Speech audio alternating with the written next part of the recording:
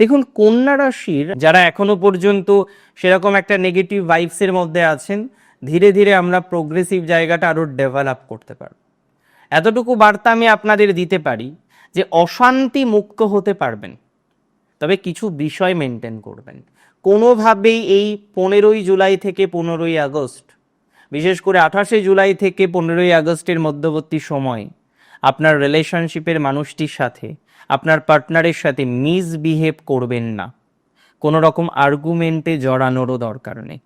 Even যাদের পার্টনারশিপে business আছে, পার্টনারশিপে কোনো বিজনেস চলে, পার্টনারশিপ রিলেটেড কোনো একটা ডিস্টারবেন্সের কন্টিনিউয়েশন যাদের বারংবার হচ্ছে, বারবার হচ্ছে, সেখান থেকে প্রোগ্রেস করতে পাচ্ছেন না, সেখান থেকে অশান্তি মুক্ত হতে পাচ্ছেন না, সেখান থেকে অশান্তি মুক্ত হয়ে একটি ভালো ভাইবস তৈরি করতে পারছেন না, আমি আশাবাদী, আমি চূড়ান্ত আশাবাদী যে আপনার প্রোগ্রেসিভ জায়গাটা আরও বেশি মাত্রায় আপনি তৈরি করতে পারবেন।